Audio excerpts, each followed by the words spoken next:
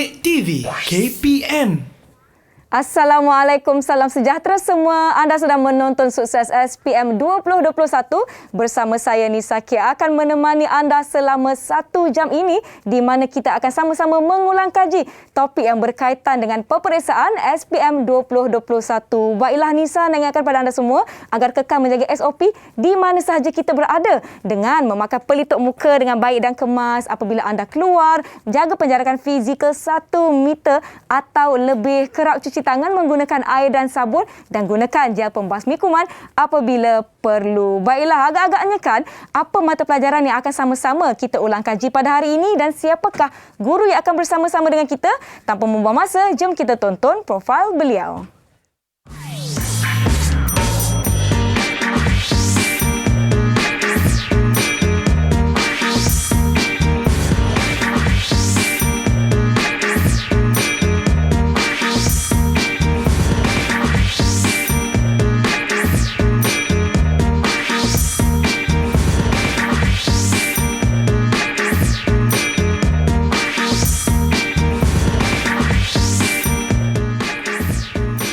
Baiklah rakan-rakan semua, jom kita persilakan Puan Anurata. Cikgu yang akan bersama-sama dengan kita pada hari ini. Apa khabar Cikgu? Salam sejahtera. Salam sejahtera. Seronok saya bertemu dengan Cikgu hari ini dan Cikgu Anurata merupakan penulis buku teks tingkatan 5 KSSM bagi mata pelajaran kita hari ini iaitu Pendidikan Moral. Wah, saya sangat-sangat berbangga kerana hari ini Cikgu akan bersama-sama dengan kita berkongsi berkenaan dengan tips berkaitan dengan peperiksaan SPM 2021. Dan Puan Anurata ataupun Cikgu merupakan guru dari SMK Hutan Melintang Perak. Cikgu, sebelum saya nak tanya dengan lebih lanjut berkaitan dengan apa yang akan kita bincangkan hari ini, saya nak jemput Cikgu untuk kita sama-sama sanitasi tangan terlebih dahulu. Silakan Cikgu. Dalam pada kita menjaga penjarakan fizikal, saya pula ya. Baik, okey, baiklah. Kita telah melakukan SOP di sini. Diharapkan yang di rumah juga kekal menjaga keselamatan di mana sahaja anda berada. Baiklah, Cikgu, sebelum saya tanya dengan lebih lanjut, saya nak ajak kawan-kawan untuk menyertai kelas kita hari ini. Boleh Cikgu? Boleh, dipersilakan. Baik, terima kasih. Jadi, di mana rakan-rakan saya? Hai semua, salam sejahtera. Ini dia 6 orang rakan-rakan kita dari 2 buah sekolah iaitu SMK Hutan Melintang Perak dan juga SMK Seri Garing Selangor yang akan bersama-sama dengan kita untuk sesi hari ini. Jadi jom kita berkenalan dengan mereka. Kita akan mulakan dengan rakan kita yang bernama Shalini. Silakan Shalini, perkenalkan diri anda. Selamat sejahtera. Nama saya Shalini Ravichandran dari SMK Hutan Melintang. Terima kasih Shalini. Kemudian kita ada Utaya. Silakan Utaya. Selamat sejahtera. Nama saya Udaya, anak perempuan Muregan. Saya dari SMK Hutan Melintang. Terima kasih. Seterusnya, silakan Puan Vani. Selamat sejahtera. Nama saya Puan Vani. Saya dari SMK Hutan Melintang. Terima kasih Puan Vani. Seterusnya, silakan Syarwin. Perkenalkan diri anda. Salam sejahtera. Saya Syarwin, anak lelaki Palaniwal dari SMK Hutan Melintang.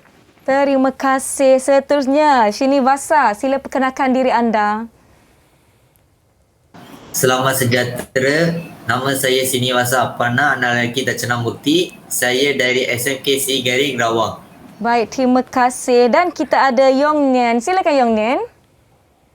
Salam sejahtera kepada semua. Saya Ong Yong Nian dari SMK Hutan Melintang. Terima kasih. Itu dia rakan-rakan kita yang akan turut sama ulang kaji bersama rakan-rakan di rumah yang menonton Sukses SPM 2021 hari ini. Baiklah, sekarang Cikgu Anurata ingin saya tanyakan apa topik yang kita nak fokuskan untuk episod kita kali ini. Silakan Cikgu. Okey, selamat sejahtera kepada semua. Saya Cikgu Anurata Bai, anak perempuan Subramaniam daripada SMK Hutan Melintang. Hari ini kita akan belajar satu topik yang cukup menarik. Pada zaman pandemik COVID ni, topik ini memang sesuai. Sesuai yang macam mana tu Cikgu? Okey, sebelum kita pergi tu, apa yang kita belajar hari ini, apa yang kita hidup hari ini, kita mesti berterima kasih dahulu. Okey, seperti mana yang ibu bapa kita mengajar, sentiasa berterima kasih kepada Tuhan. Okey, saya mengucapkan terima kasih kepada Tuhan, kepada keluarga saya, kepada Didik TV, kepada KPM dan kepada tim JPN Perak, tim Perak ya. Kerana mereka, hari ini saya akan bersama dengan pelajar-pelajar saya, dengan Nisa, kita akan jumpa dalam sukses untuk subjek pendidikan moral. Ya, betul tu. Sebelum kita pergi kepada topik yang Cikgu Anurata nak bincangkan dengan kita, saya nak tanya kepada rakan-rakan di Google Meet. Saya nak tanya rakan-rakan, siapa yang merupakan kegemaran lah mata pelajaran pendidikan moral ni di sekolah? Kegemaran ke tidak? Kalau kegemaran, angkat tangan. Ataupun bagi double thumbs up macam ni. Siapa suka pendidikan moral? Semua tak suka ke susah? Cikgu Anurata garang ke? Sebenarnya suka je. Tapi lambat sikit nak angkat tangan. Baiklah, saya nak tanya mungkin kepada Yong Nian. Yong Nian, saya nak tanya Yong Nian. Adakah Yong Nian merasakan mata pelajaran ini sukar untuk Yong Nian dapatkan markah di dalam peperiksaan? Terima kasih pengacara majlis. Saya amat suka belajar pendidikan moral. Kerana saya dapat mengetahui banyak nilai-nilai murni dan saya dapat mengetahui kepentingan mengambil tingkah laku yang benar dan baik. Ya, terima kasih Yong Nian. Saya nak tanya seorang lagi, boleh Cikgu? Boleh. Mungkin mereka masih malu-malu, tak mengapa. Sebentar lagi mesti mereka akan lebih bersemangat. Saya nak tanya mungkin kepada Shalini. Kita dengar suara daripada murid perempuan pula. Shalini, apa pendapat anda tentang mata pelajaran pendidikan moral? Mata pendidikan moral pula saya suka. Ia kerana ia senang untuk saya buat skor. Betul ke Cikgu? Mudah murid-murid untuk mendapatkan markah di dalam peperiksaan bagi mata pelajaran ni Cikgu? Perkara ini mudah kalau kita permudahkan. Ya, Dia ada tips. Sebenarnya subjek pendidikan moral ni adalah terbaik, mudah dan boleh dipermudahkan dengan usaha kita. Ya, ia boleh menjadi mudah apabila kita sendiri yang permudahkan. Mestilah berbalik kepada usaha kita sebagai pelajar, sebagai murid-murid untuk berusaha mendapatkan markah yang terbaik, usaha yang terbaik dalam menjawab peperiksaan. Baiklah, sebelum kita pergi dengan lebih lanjut kepada topik kita pada hari ini, kita akan berhenti rehat seketika. Yang di rumah jangan ke mana-mana, bersedia untuk kelas kita pada hari ini. Saya jumpa anda selepas ini di Sukses SPM 2021 di Didik TV KPM. Didik TV KPM. Terima kasih kerana masih menonton Sukses SPM 2021 bersama saya Nisa. Kita ada Cikgu Anurata dari SMK Hutan Melintang Perak, juga murid-murid dari SMK Hutan Melintang Perak dan SMK Seri Garing Rawang Selangor. Jadi baiklah, saya pun tak nak kita buang masa. Jom kita teruskan sesi pembelajaran kita. Silakan Cikgu. Okey, selamat sejahtera. Okey, kita mulakan kepada pengacara kita, Cik Nisa. Ya, saya.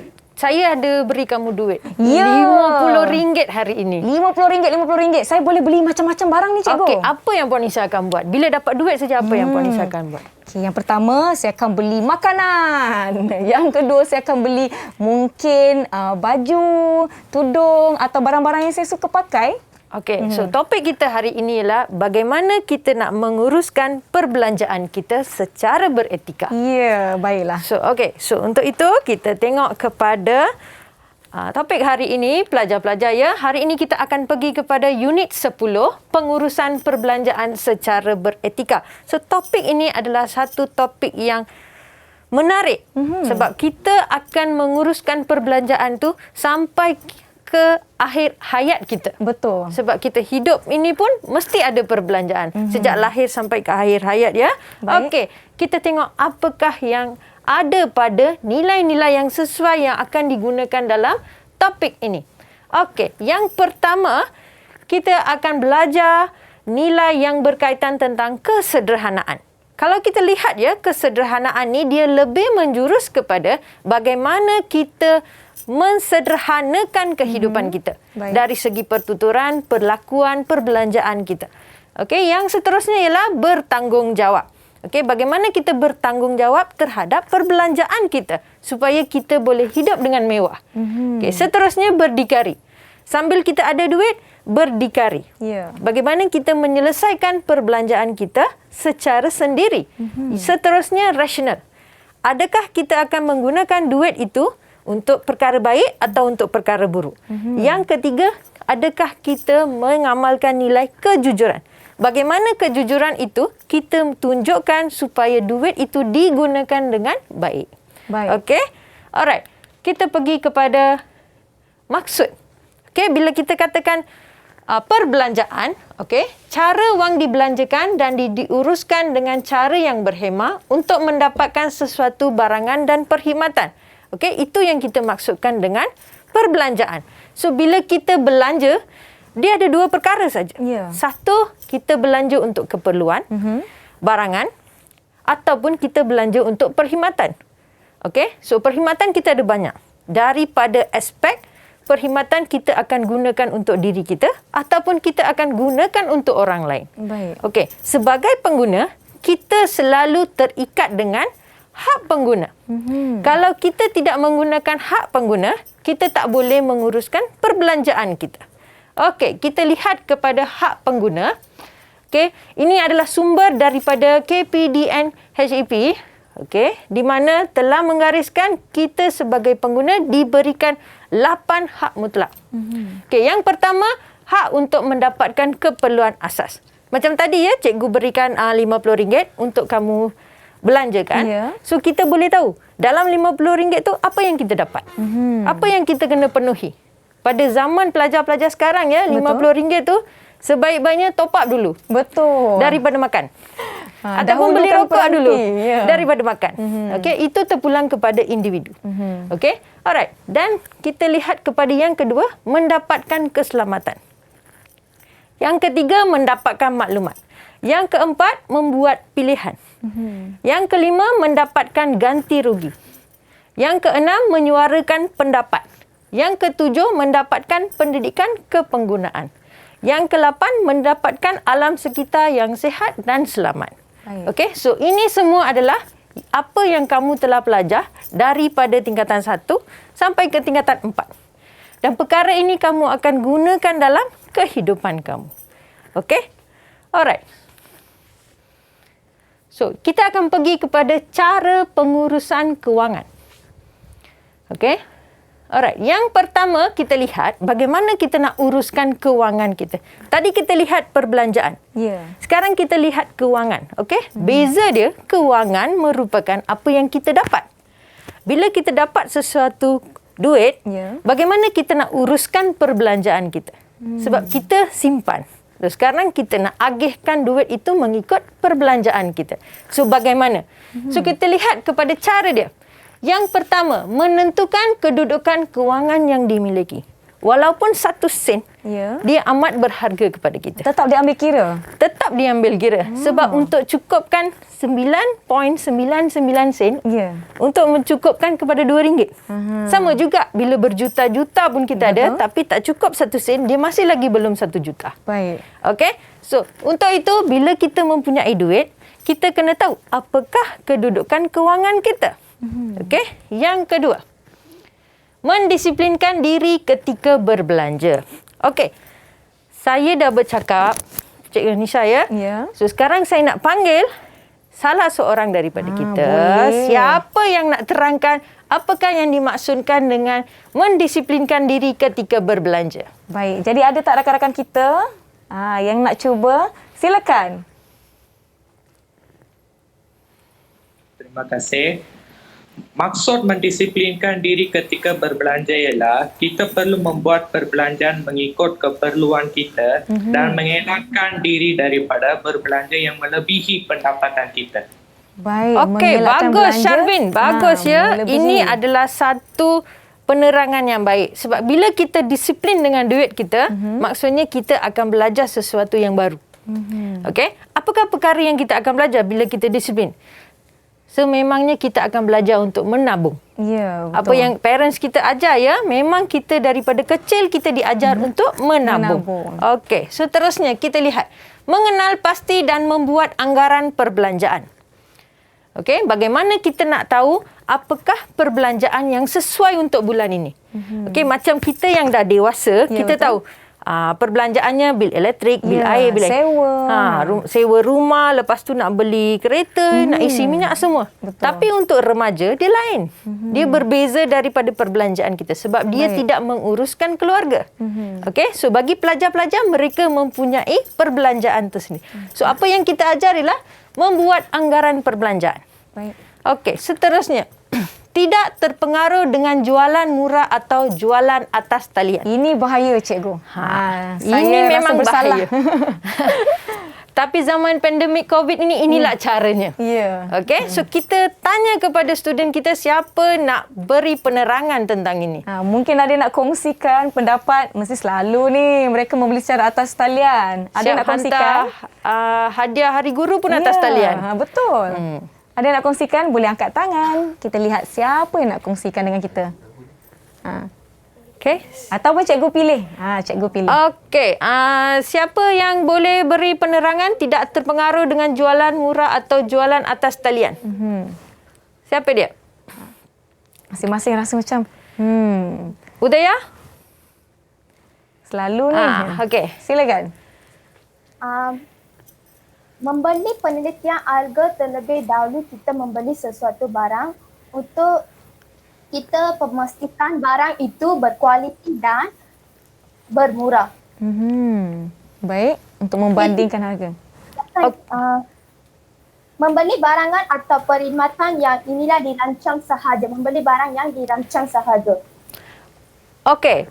Terima kasih Udaya. Okey, ini adalah terpengaruh dengan jualan murah dengan jualan atas talian. Sebab biasa kita tahu jualan atas talian ya, harga dia lain, lepas tu dia ada shipping dia lain, dia akan berganda. Betul. Okey, tapi kita tak boleh nak keluar rumah. Kedai pun banyak tutup. So kita banyak menghabiskan di sana. Betul. Okey, seterusnya kita lihat membeli barangan secara tunai, kad debit atau kad kredit. Ini sekarang banyak berlaku di Malaysia.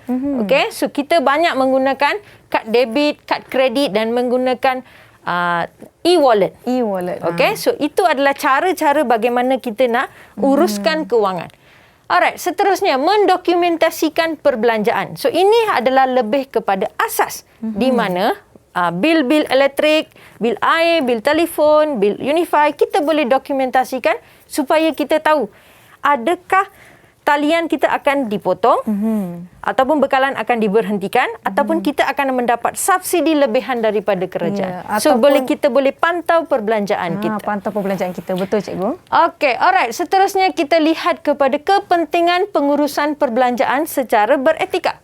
Okey, kenapa kita perlu ada kepentingannya? Sebab kita ingin memantau dan memudahkan urusan perbelanjaan yang dibuat. Okey, alright. So sekarang saya nak panggil salah seorang daripada pelajar-pelajar saya untuk terangkan apakah kepentingan pengurusan. Okay, siapa nak cuba? Siapa nak cuba boleh angkat tangan. Malu-malu lagi mereka ni, jangan takut. Kak Nisa tak marah. Okay, boleh angkat tangan. Okey, siapa nak cuba kepentingan pengurusan?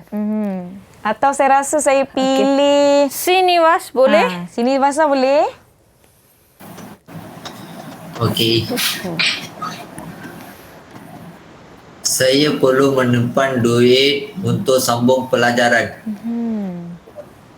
Kita perlu menambung untuk pelajaran kecemasan. Okey, so kita lihat. Dia salah satu aspek penting ialah untuk menjamin masa hadapan kita. Sebagai pelajar, kenapa kita kena menabung? Kita untuk guna sebagai duit untuk perbelanjaan kita. Okey? So bila kita pergi belajar ataupun kita nak beli apa-apa barang-barang yang sesuai dengan pelajaran kita, kita tak payah nak selalu mengharapkan ibu bapa. Betul. Okey, so kita boleh gunakan duit simpanan kita untuk berbelanja. Okey, dan salah satu perkara yang kita nak terapkan ialah sifat menabung. Ya, betul. Yang mana kita belajar daripada kecil. Okey, so kalau sekarang kita tanya dengan budak-budak kita, cikgu, mak bagi RM10 untuk apa? Beli game. Beli game. Habis RM10. Habis RM10. Tak ada seorang pun nak kata masuk tabung. Ya. Okey, sebenarnya dulu masa zaman kita, duit itu kita simpan. Betul. Okey? Alright. So menabung, persediaan untuk sambung pelajaran, okey, dan keperluan menghadapi alam dewasa. Okey, bila alam dewasa, pelajar-pelajar ini akan melihat banyak kes-kes kecemasan. Betul. Contoh, pada zaman COVID ini kita melihat banyak kes kematian. So bila tiba-tiba berlaku kes di mana ahli keluarga kita ditahan, okey, dikuarantin, kita terpaksa jaga keluarga kita. So duit itu kita gunakan. Okey. Alright, seterusnya mengurangkan bebanan hutang.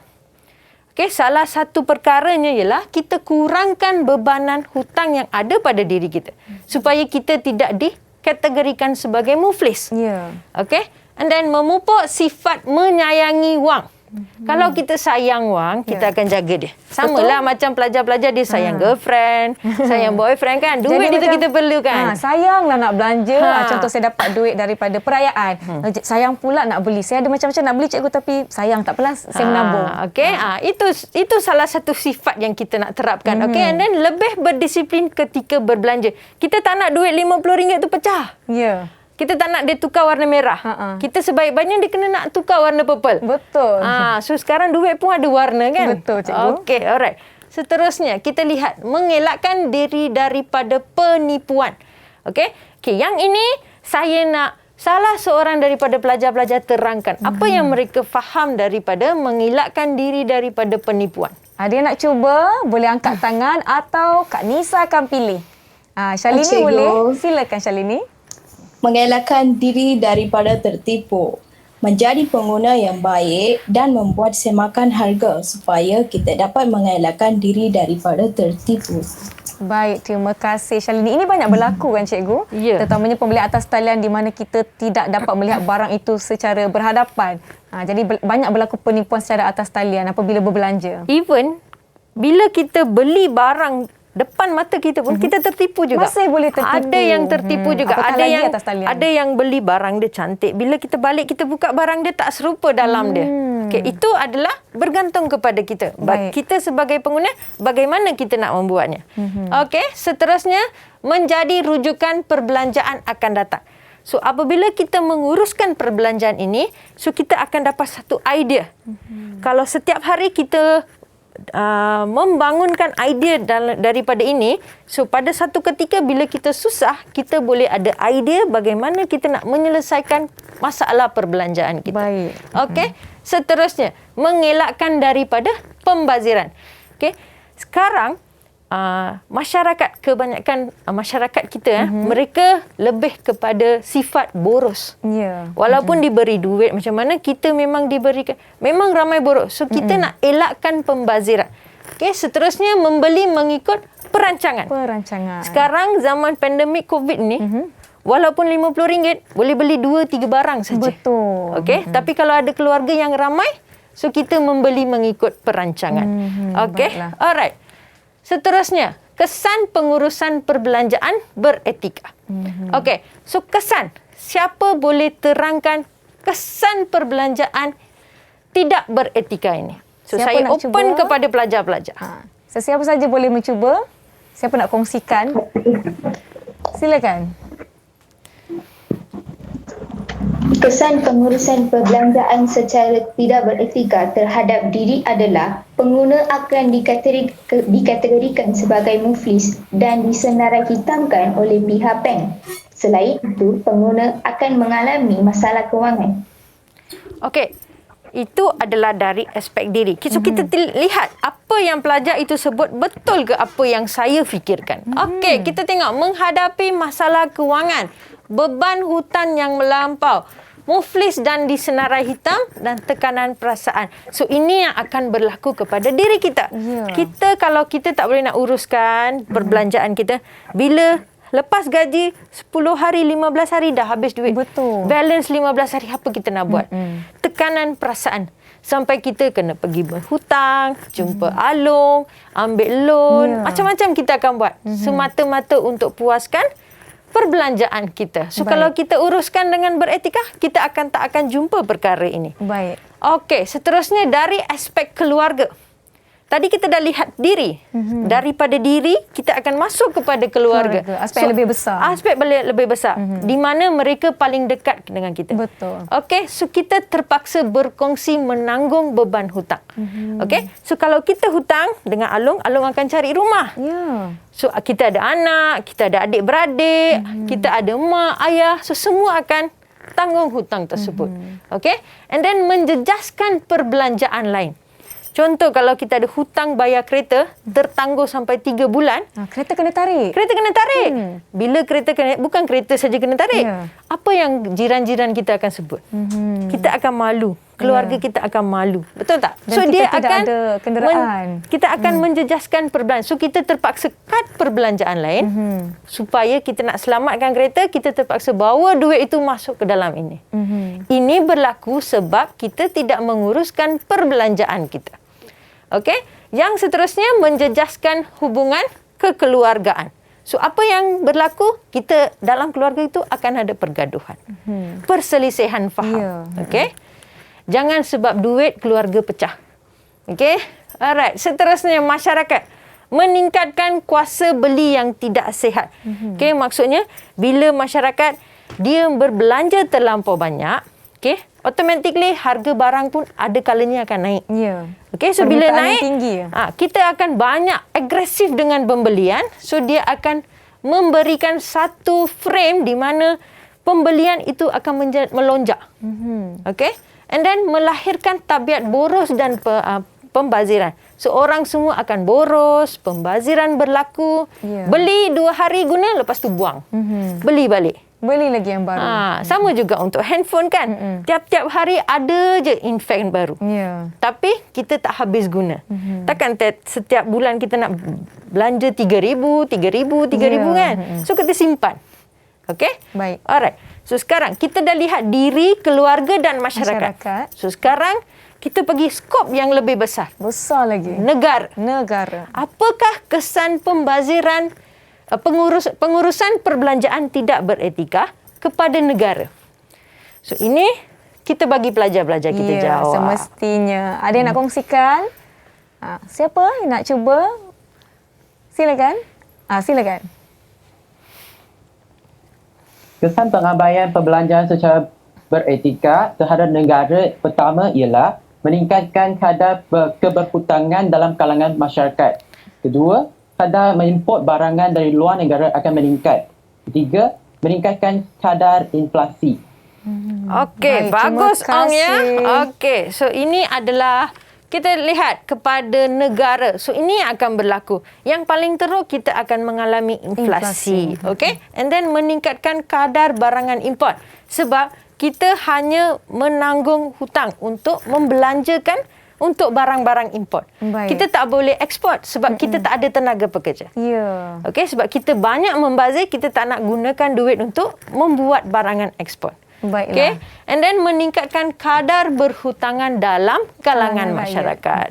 Okey, so ini adalah perkara yang penting kita kena tahu dalam pengurusan perbelanjaan. Kalau kita tidak menguruskan perbelanjaan secara beretika, dia akan membawa kesan-kesan ini kepada kita. Mungkin ada yang tak perasan, tapi ini yang berlaku. Ini realitinya. Okey, so zaman pandemik COVID ini, kalau kita tengok statistik, tekanan perasaan di Malaysia semuanya berpunca daripada duit. Betul. Sebab tak ada kerja, tak ada duit. So kerajaan memberikan bantuan.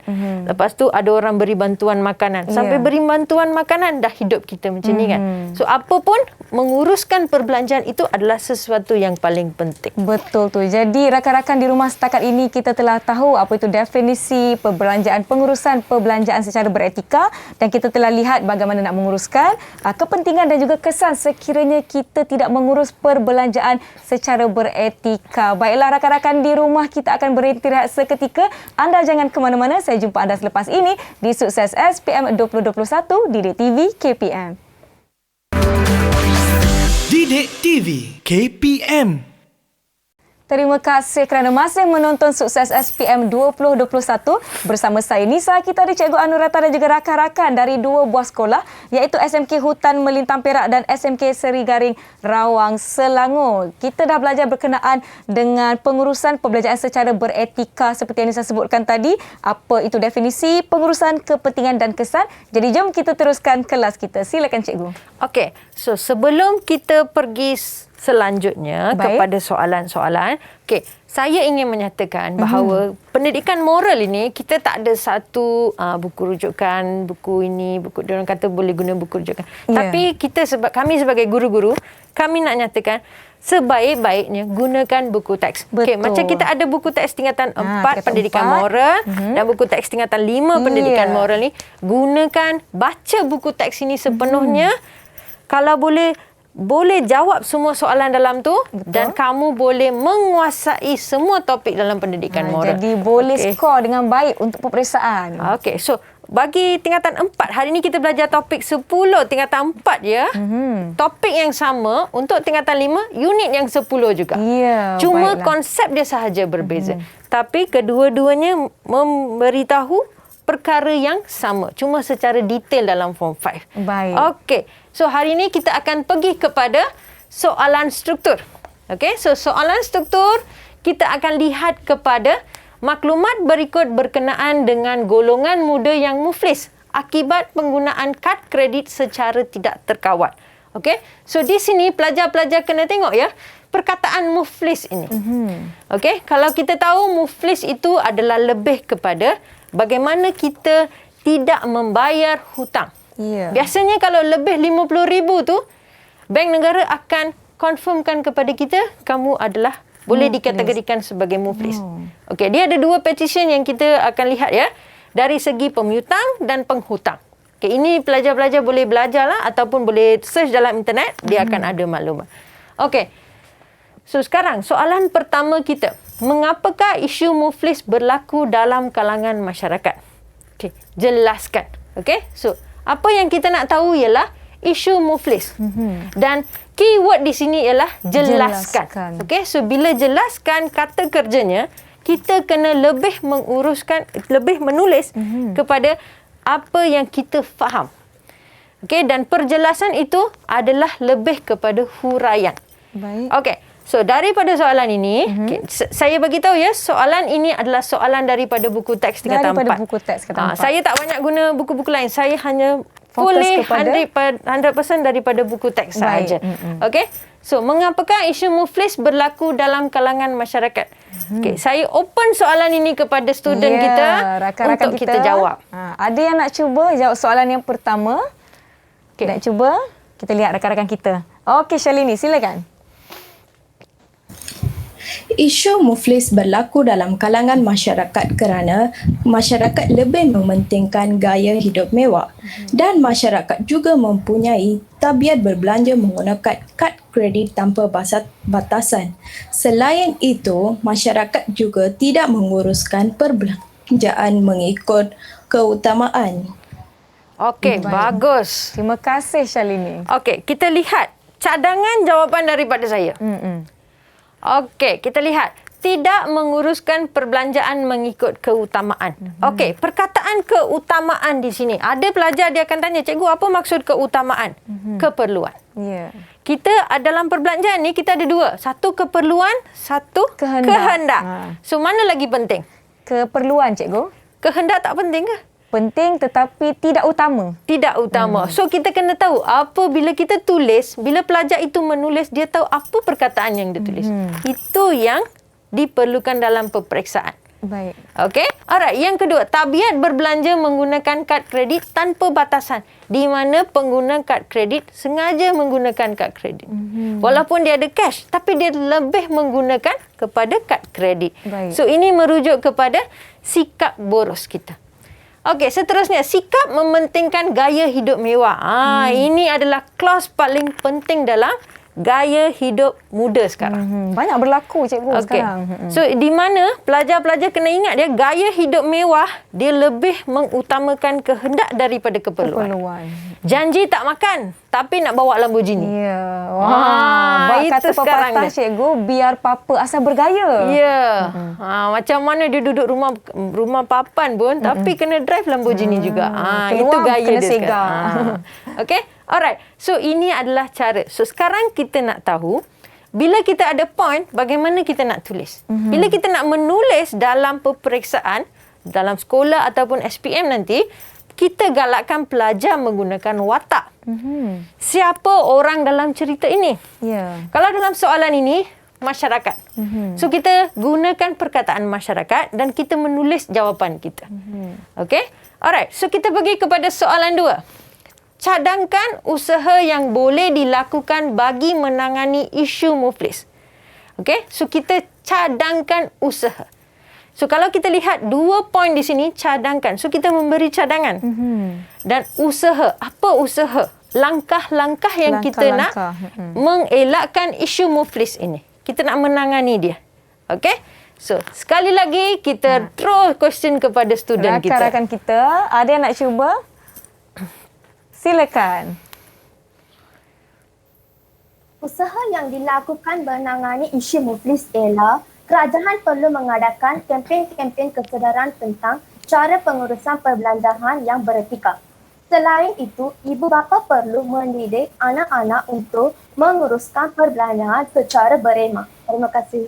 Terima kasih. So, itu yang pelajar ini katakan. So, kita lihat kepada cadangan jawapan kita. Okey, yang pertama, mempelajari ilmu menguruskan perbelanjaan yang beretika. Okey, ilmu.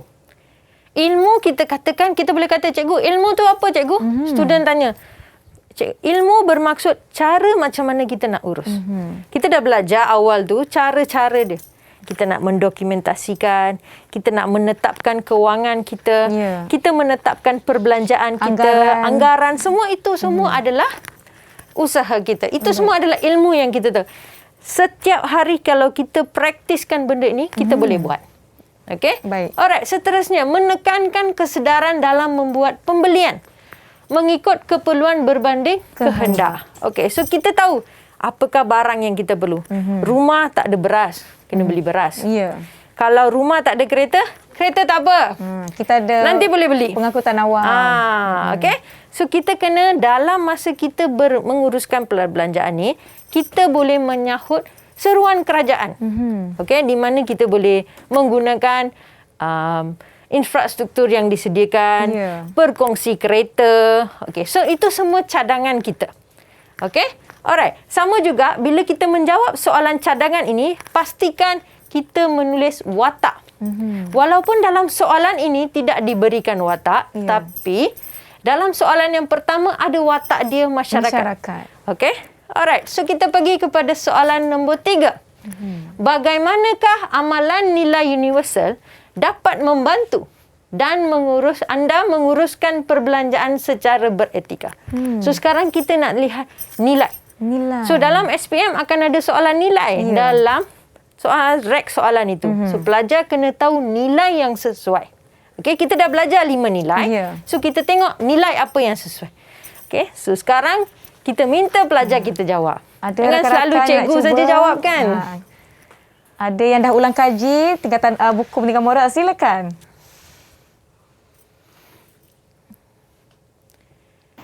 Saya akan mengamalkan nilai kesederhanaan atau nilai bertanggungjawab. Baik, kesederhanaan dan bertanggungjawab. Okay, terima kasih. So kita tengok ya. Terima kasih Sini Wasa. Kita tengok. Okey. Alright, nilai kesederhanaan salah satu nilai dia. Okey, so kita bersederhana dengan semua perkara dari segi perbelanjaan, dari segi pertuturan, kelakuan kita terhadap barang-barang. Kalau kita menggunakan handphone, kalau kita menggunakan TV, kalau kita menggunakan telefon, kita gunakan secara berhemah, secara beretika supaya dia tidak rosak.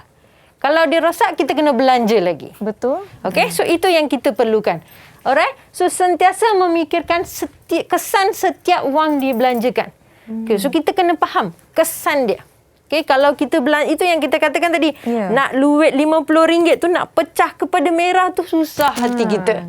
Betul. Okay, so itu kesan dia. Kalau kurang RM1, kita tak boleh penuhi. Betul. Kalau lebih RM1, kita hargai. Sayang duit kita. Okay, alright. Seterusnya soalan 4. Bagaimanakah anda mengamalkan pengurusan perbelanjaan secara beretika dalam kehidupan harian?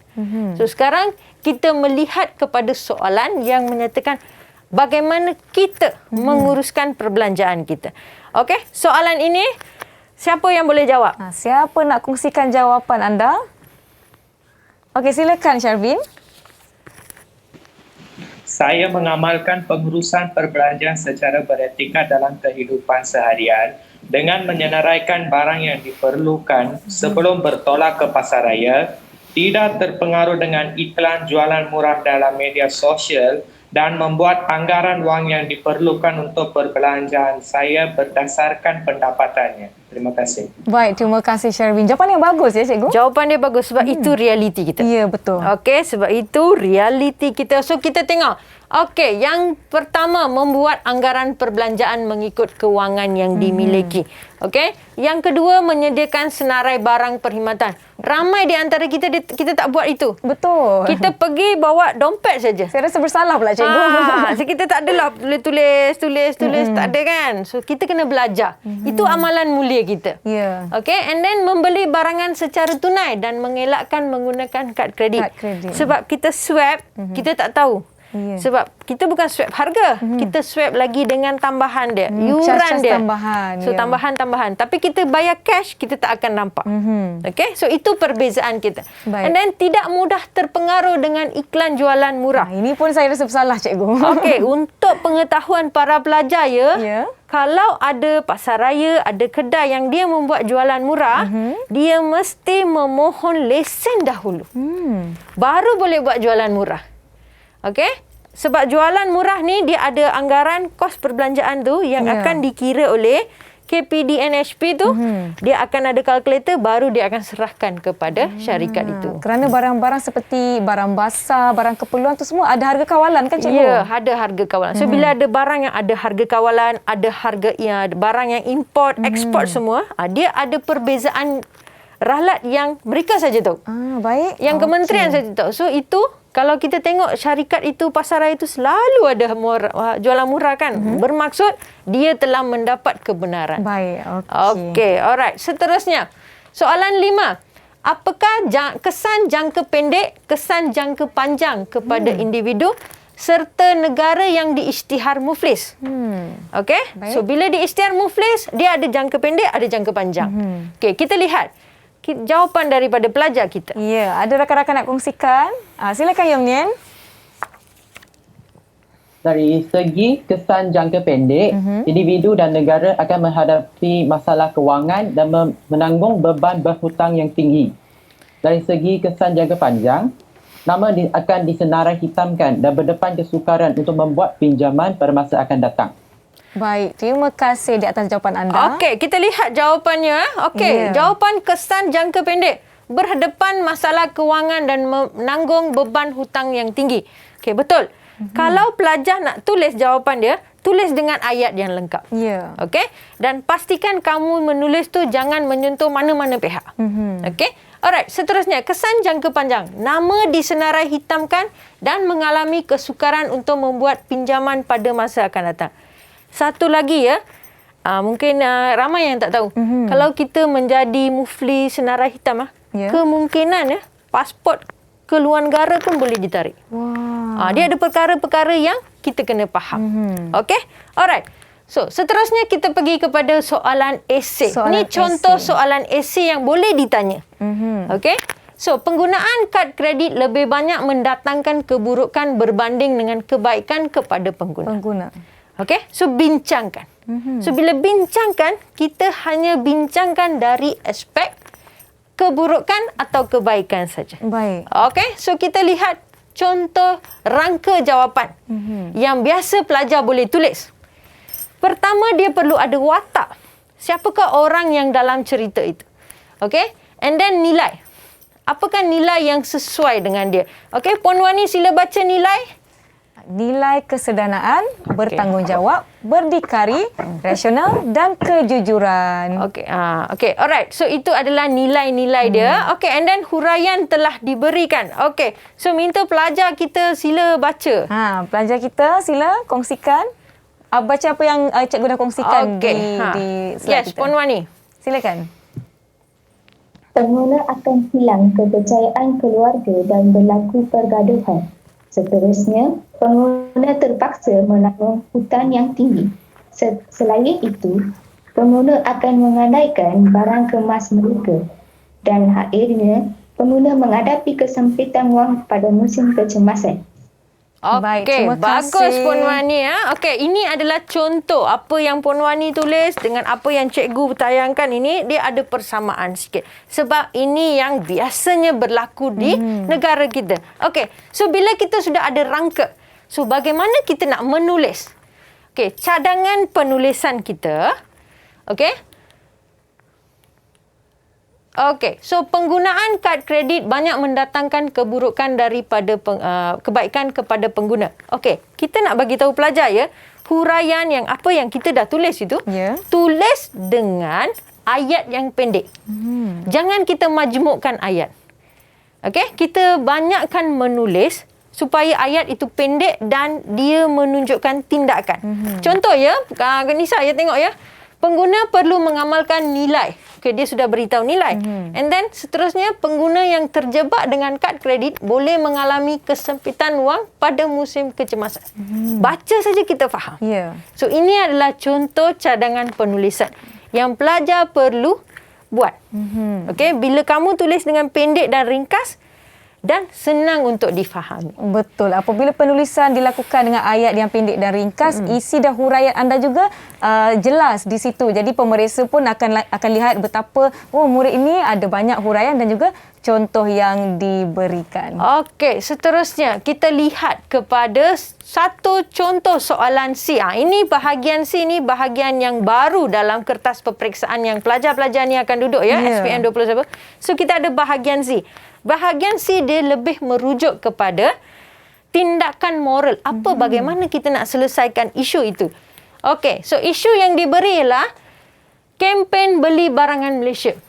Okey, KPDNHP mempromosikan kempen beli barangan Malaysia untuk membantu memulihkan ekonomi negara. Baik. So sekarang, sebagai rakyat, huraikan peranan anda dalam menjayakan kempen beli barangan Malaysia.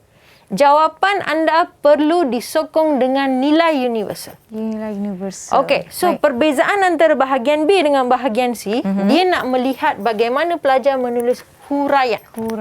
So dia kena huraikan peranan-peranan dia, usaha dia. Okey, semua tindakan yang dia akan buat. Baik. Okey, alright. So saya nak jemput Ong. Okey, Ong ya. Silakan. Ong, cikgu bagi kamu masa untuk kamu jawab. Okey. Ong, sila utarakan jawapan awak. Kita nak tengok betul tak jawapan dia dengan jawapan yang saya target ni. Okey, Ong. Sila. Bila dah baca soalan ni, apa jawapan yang kamu akan beri? Watak bagi soalan ini ialah saya. Nilai yang saya cadangkan ialah patriotisme, kejujuran, kesederhanaan, rasional dan bertanggungjawab. Baik. Bagi huraiannya ialah saya akan melibatkan diri dalam kempen tersebut. Tindakan ini boleh dianggap sebagai menyokong dasar kerajaan. Selain itu, saya akan menyebarkan maklumat yang benar dan betul mengenai kempen ini. Misalnya mendapatkan perincian maklumat daripada laman rasmi agensi kerajaan. Selain itu, saya turut akan menghebahkan kempen ini kepada rakan, keluarga, jiran dan masyarakat setempat. Itu sahaja dari saya. Baik, terima kasih. So bagus, ini bila pelajar huraian. dia boleh baca, faham dan dia boleh utarakan. Maksudnya dia dah faham bila apa peranan dia sebagai rakyat. Okey. Alright, so kita tengok rangka jawapan. Okey, ini cadangan saya. Okey. Alright. So watak saya letakkan saya betul. Okey. Nilai kesederhanaan, bertanggungjawab, berdikari, rasional, kejujuran. Tapi tadi Ong dia katakan patriotisme. Ada patriotisme. Kenapa dia katakan patriotisme? Sebab dia nak menjayakan program kerajaan. So sebagai rakyat dia mengutarakan dia ada semangat cinta akan negara. Ya, betul. Okey, seterusnya huraian dia. Saya akan terlibat dengan kempen beli barangan Malaysia. Muat naik tentang kempen ini di laman sosial. Membeli barangan keluaran tempatan. Menghebahkan kepada rakan, keluarga dan jemput mereka untuk sertai dalam kempen ini. Okey. Alright, kita lihat kepada cadangan penulisan dia. Okey. So, sebagai rakyat, saya akan melaksanakan tanggungjawab saya demi membantu negara dalam pembangunan ekonomi. So, pelajar-pelajar ya, bila kamu menjawab soalan C ini, kamu perlu menyatakan, menulis semua perkara sebagai anda memainkan peranan. Sebab diberi situasi, dia akan bertanyakan diri kita dalam situasi itu. So, pelajar kena tulis mengikut itu. Tapi, walau apa pun, jangan lupa tulis dalam ayat yang mudah. Satu isi, satu ayat sahaja. Jangan kamu letakkan ayat majmuk. Nanti kamu pun keliru. Betul. Apa huraian yang sesuai. Okey? Tuliskan dalam huraian yang sesuai, berikan contoh, dan ini merupakan contoh yang saya boleh beri. Baiklah, jadi kita akan baca bersama-sama, tetapi sebelum itu kita akan berhenti seketika. Setakat ini kita telah pun lihat contoh soalan dan bagaimana untuk menjawab soalan esei dan soalan bahagian C. Kita akan sambung sesi kita selepas ini di Sukses SPM 2021 Didik TV KPM. Didik TV KPM. Terima kasih kerana masih kekal menonton Sukses SPM 2021. Jadi kita pun tak nak buang masa. Jom Cikgu Anurata, kita teruskan. Okey, so ini yang kita lihat kepada cadangan penulisan. Okey, cikgu nak bacakan ya. Kalau bagaimana kita nak menulis. Okey, tadi saya dah bagi tahu ayat kena simple, huraian kena tepat dan jangan jadikan dia majmuk. Okey, ada pelajar dia tak faham, cikgu, majmuk tu macam mana, cikgu? Majmuk ialah di mana kamu gabungkan ayat dengan menggunakan perkataan tetapi, dan, supaya. So maksudnya kita gabungkan dua isi. Okey, so saya bagi cadangan apa yang saya biasa ajar kepada pelajar-pelajar saya ialah, contohnya seperti yang diketahui, kempen ini menjurus kepada mempromosikan barangan buatan dan membeli barangan untuk menyokong industri kecil. Saya akan muat naik maklumat tentang kempen ini di laman sosial untuk jualan secara talian. So maksudnya kita tak banyak kita majmukkan. So kita tahu apakah ayat-ayat yang sesuai untuk kita letakkan sebagai tindakan moral. Okey? So saya harap pelajar-pelajar faham dengan ini dan saya cadangkan jawablah semua soalan dalam buku teks, baca buku teks dan banyakkan membaca isu-isu semasa. Betul tu. Terima kasih Cikgu Anurata. Sebenarnya kita telah pun tiba di penghujung sesi kita pada hari ini. Sesi untuk kita sama-sama ulang kaji mata pelajaran pendidikan moral dan topik kita adalah pengurusan perbelanjaan secara beretika. Sementara kita ada sedikit masa lagi ni cikgu, saya nak minta cikgu untuk kongsikan sedikit rumusan terhadap apa yang telah kita pelajari pada hari ini. Silakan cikgu. Okey, alright. So hari ini ya kita belajar tentang pengurusan perbelanjaan secara beretika. Kita dah belajar tentang bagaimana cara-cara dia. Okey, cara dia ialah bila kita ada duit, kita memiliki kewangan, apakah yang kita perlu lakukan? Anggarkan perbelanjaan kita, rekodkan perbelanjaan kita, belanjalah secara atas duit tunai, jangan banyak menggunakan kad kredit. Okey, seterusnya kita belajar tentang kepentingan. Betul. Apakah kepentingan pengurusan perbelanjaan untuk diri kita? Untuk menabung, belanja untuk kecemasan. Okey, and then kita belajar tentang kesan. Sekiranya kita tidak menguruskan perbelanjaan secara beretika, dia akan membawa kesan kepada diri kita. Betul. Yang paling teruk, tak ada duit. Dan kita akan mengalami tekanan perasaan. Okey, dia daripada situ, dari diri, dia akan merebak kepada keluarga. Daripada keluarga, dia akan sampai kepada masyarakat. Daripada masyarakat akan sampai kepada negara. So semua ini memberikan satu imej yang buruk kepada negara kita. Ya, betul. Okey, so bila rakyat menanggung hutang, keluarga menanggung hutang, masyarakat menanggung beban hutang, negara pun akan menanggung beban hutang. Ya, betul. Akhirnya kita akan mengalami kemelesetan ekonomi. Okey, so dia mesti ada berkaitan. Okey, so untuk itu cikgu harapkan pelajar-pelajar menguasai perkara ini bukan hanya untuk exam, untuk diri kita. Untuk kehidupan Selagi kita. kehidupan kita masih ada, kita kena berusaha menguruskan perbelanjaan kita. Secara beretika. Okey, dan satu lagi ya, Nisa ya, walaupun kita belajar untuk pendidikan moral SPM ni, cara penulisan, cara menjawab itu penting. Betul. So apa yang diajar itu kamu kena praktis dalam penulisan kamu supaya kamu boleh buat. Lakukan banyak latihan. Terima kasih banyak-banyak Cikgu Anurata. Rakan-rakan di rumah yang ada buku teks, jangan lupa untuk membaca buku teks dan lakukan semua latihan yang ada di dalam buku teks ini. Baiklah sebentar ni saya nak tanya kepada rakan-rakan kita di Google Meet. Anda semua mengikuti dengan baik kelas kita hari ini? Kalau ya, boleh beri Nisa double thumbs up. Nampak mereka pun semua masing-masing fokus dan dapat memberikan jawapan yang baik. Terima kasih. Terima kasih juga kepada semua yang menonton. Bagi calon-calon SPM 2021 yang akan mengambil peperiksaan kertas pendidikan moral, diharapkan perbincangan kita hari ini dapat membantu anda untuk lebih memahami dan menguasai topik ini serta lakukan banyak latihan rujuk buku teks, insya-Allah. Semoga anda akan dapat A dalam mata pelajaran ini. Terima kasih banyak. Nisa, saya nak bagi tahu pelajar-pelajar ya. Saya sebagai guru, saya selalu mengingat apa yang ibu bapa saya ajar kepada kita. Challenge your life to be a champion. Tak payah kita challenge siapa-siapa. Kita challenge diri kita, kita boleh buat. Kita cabar diri kita sendiri untuk jadi yang terbaik. Saya akan bertemu dengan anda untuk episod akan datang. Saya Nisa K. Terima kasih sekali lagi Cikgu Anurata dan juga rakan-rakan dari SMK Hutan Melintang Perak dan SMK Seri Garing Selangor. Assalamualaikum, salam sejahtera semua. Bye. Didik TV KPM. Saya mengucapkan selamat maju jaya kepada semua murid-murid SPM tahun 2021. Semoga rajin berusaha, membawa kejayaan yang besar dan mengikut segala nasihat dan arahan guru-guru. Terima kasih. Selamat petang semua calon SPM. Harapan saya kepada calon-calon SPM ialah berusaha untuk mendapat keputusan yang cemerlang waktu menghadapi peperiksaan. Di sini saya ada beberapa pesanan ya, tuju kepada calon-calon SPM.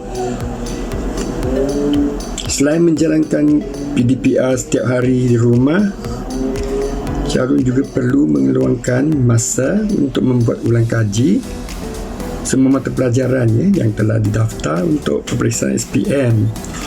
Jadi pesanan saya ialah calon harus sediakan jadual waktu membuat ulang kaji supaya lebih berkomitmen dan lebih teratur ya, menguruskan masa di mana calon-calon sedang menghadapi pandemik ya, COVID-19. Saya mengucapkan selamat maju jaya kepada calon SPM 2021. Sentiasa berusaha dengan gigih dan tekun untuk mencapai kejayaan. Terima kasih.